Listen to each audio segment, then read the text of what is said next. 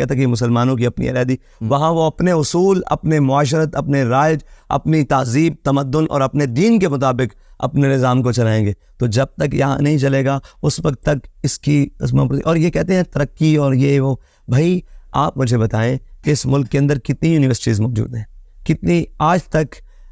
जब हमने बायकाट किया चीज़ों का तो अफसोस तो ये हुआ कि हमें जो कहते थे कि इन्होंने आज तक क्या किया है, उन लोगों ने क्या किया है। उन लोगों ने तो एक बिस्किट का पैकेट भी नहीं बनाया पाकिस्तानी, और वो बाहर से लंडे का लाकर हमारे ऊपर ये था कि हम बड़े तरक्की याफ्ता लोग हैं। और भाई तुमने अंग्रेजी ली उधर से, पेंट कोड लिया उधर से, तुम ये बताओ कि तुमने खुद क्या किया। तुम कहते हो हम तरक्की याफ्ता हैं, क्या इंग्लिश बोलने से इंसान तरक्की याफ्ता हो जाता है? क्या पेंट कोड पहनने से तरक्की याफ्ता? आपने इंडस्ट्री लगाई, इस इंडस्ट्री में पाकिस्तान को दिया क्या? मैं पाकिस्तान के तमाम इंडस्ट्रियलिस्ट से ये सवाल करता हूँ कि आपने पाकिस्तान को दिया? जब हमने चीज़ों की फहरिस्त उठाई तो वो तो पाकिस्तानी है ही कोई नहीं, वो तो सारे लीवर ब्रदर की सारी चीज़ें, आप लंडे की चीज़ें हमारे ऊपर लाकर रौब दाब बिठाया हुआ था कि हम बड़े पढ़े लिखे हैं। क्या आपने पढ़ा लिखा किया है इस मुल्क के साथ? आपने, आपके पास तो शुगर मिल्स की मशीनरी के पुर्जे तक नहीं बन सके पाकिस्तान में, वो भी बाहर से आ रहे हैं। तो आपने किया क्या है? अच्छा कहते हैं तरक्की की राह में हम रुकावट है, हमने आपको कब रुकावट डाली? आप बताएं कि आप यूनिवर्सिटी के बाहर आकर मैंने कभी जनाब कोशिश की है कि जनाब यहाँ ये किया जाए वो किया जाए? बल्कि आपने आकर हमारे मदारस में कहा कि दुनियावी तालीम पढ़ाएं। हमने कहा चले ठीक है, हमारे उलमा ने कहा पढ़ाते हैं, हाँ पढ़ाते हैं और पढ़ा रहे हैं, इंशाल्लाह पढ़ाएंगे। लेकिन मसला ये है कि आप तो हमें दुनियावी तालीम पढ़ाने आते हैं, आपकी दुनियावी तालीम कहाँ है? आपने इस मुल्क को क्या दिया है? मुझे ये बताएं कि 25 करोड़ अवाम में बच्चे इस वक्त कम से कम यूनिवर्सिटीज़ कॉलेजेस में कम से कम 6 से 7 मिलियन बच्चे तो पढ़ रहे होंगे पूरे पाकिस्तान में, तकरीबन इतने बच्चे हैं कॉलेजेस यूनिवर्सिटीज़ में। क्या ये तमाम निज़ाम मिलकर पाकिस्तान को एक इकोनॉमिस्ट नहीं दे सका जो पाकिस्तान की मईशत को संभाल लेता? क्या ये 60-50 लाख के सिस्टम में कोई 10 बंदे ऐसे नहीं दे सके जो पाकिस्तान की मईशत को संभाला दे सके? और भाषण हमें देते हैं। ये अजीब बात है, बड़ा गहरा सवाल। क्या कहाँ है वो सारा सिस्टम?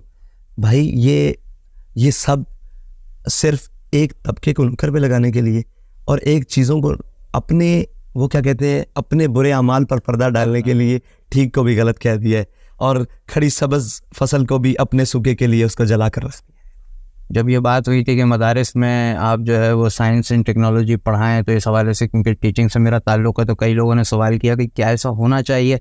मैंने कहा बिल्कुल होना चाहिए, आप कर दें ऐसा, लेकिन इस शर्त के साथ कर देंगे यूनिवर्सिटी में दरस निज़ामी पढ़ाओ, रखो ऑप्शनल वहाँ पे, जिसको करना है वहाँ पे वालिम दीन भी बने। अब एक आखिरी सवाल है, ये आवाम का सवाल है, क्योंकि यूनिवर्सिटी स्टूडेंट से जब हम बात करते हैं तो हम देखते हैं कि उनका जो एक माइंड सेट है, जो उनका एक परसेप्शन बनाया गया है, वो ये है कि अगर कभी किसी दिन इस मुल्क की हुकूमत मौलवियों के हाथ आ गई तो भाई तुम्हारा एटम बम जो है वो बन जाएगा एक अजाब, क्योंकि ये तो बात बात पे धमकी देंगे, हम इस पे एटम बम मार देंगे, हम इसराइल पे एटम बम मार देंगे, हम अमेरिका पे मार देंगे। और ऐसा नारा दायर है कि डिप्लोमेटिक वर्ल्ड में तो यूं करके अगर नाक खुजा दें आप तो एक इशारा होता है, सही है। तो ऐसा बयान अगर चला जाएगा तो वो तो फिर काम हो जाएगा कि दूसरों को आप दावत दे रहे हैं कि आओ यार हमारा बेड़ा गर्क कर दो।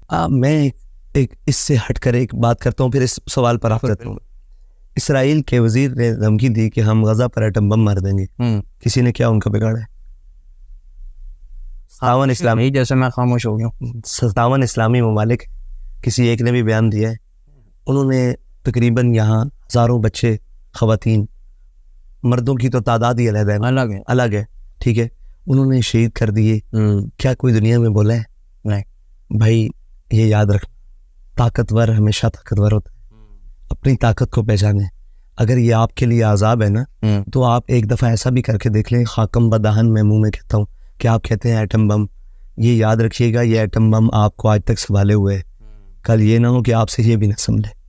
अपनी ताकत को पहचाने और अपनी ताकत को, कहते हैं ना कि जैसे हाथी को अपनी ताकत का अंदाज़ा नहीं होता, पाकिस्तानी कौम को भी अपनी ताकत का अंदाज़ा नहीं है, अपनी कौम का अंदाज़ा नहीं है। मुझे ये बताएं कि जो ताने दे रहे थे कल तक हमसाए ममालिक में कि हम पत्थर के दौर में आपको पहुंचा देंगे, आज आप उनकी मिसालें देते हैं जिनका डॉलर नीचे, उनके पास खरीदने के पास है, उनके पास उनका मुल्क ठीक चल रहा है, वहाँ जनाब नाम क्या है, चोरी डकैती और इसका जो है वो शराब बिल्कुल कम ना होने के बराबर आती है, ना होने के बराबर आ रही है, उनकी मईशत बेहतर चल रही है।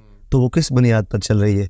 लेट जाने की बुनियाद पर, लोगों के आगे सरेंडर करने की बुनियाद पर, या अपने मौक़िफ़ पर डट कर खड़े रहने की बुनियाद पर? ठीक है, अच्छा, अगर आप ये कहते हैं कि डिप्लोमेटिक दुनिया में ये होता है, तो ये याद रखें कि डिप्लोमेटिक दुनिया में ताकत की बात मानी जाती है।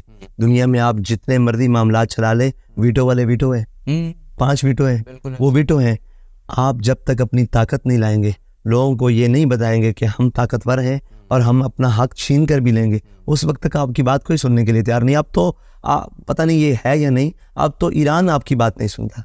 आप डिप्लोमेटिक दुनिया की कहाँ बात कर रहे हैं, वो ऊपर वाली जगह पे बात कर रहे हैं और कहते हैं कि मौलवियों के हाथ में एटम बम आ गया। तो यार 76 साल में आपके हाथ में है, आपने उससे ने आपकी हिफाजत करनी थी, आपसे उसकी हिफाजत नहीं हो रही। अब तो हमारे पास ये भी एक दफ़ा प्रोग्राम चल चुका है कि इस एटमी प्रोग्राम को बैक रोल सरेंडर, ये प्रोग्राम IMF के उस शिकों में शराइत में शामिल है, वो वज़ा करें ना करें। और IMF के साथ जो अभी 10 से 12 शिकों जो अभी पब्लिक नहीं हुई, वो जिस दिन हो गई, अल्लाह खैर कर देगा इस मुल्क, तो बेहतर है। ठीक है, हम तो मरने, देखें हम तो वो लोग नहीं है, इस दीनी तबका, उलमा तबका, मौलवी तबका, इस पाकिस्तान का वो दीनी और जनाब तबका, वो इस पाकिस्तान से भागा नहीं है। हम पहले भी नहीं भागे, अंग्रेज आया था, ये सब भाग गए थे, बाखुदा भाग गए थे। इन्होंने या तो उससे साजबाज कर ली या भाग गए थे। ठीक है, हम उस वक्त भी अंग्रेज के सामने खड़े रहे, 1857 की जेलें काटी, काला पानी की जेलें काटी, सर चौकों में लटकवाए। हम आज भी खड़े रहेंगे।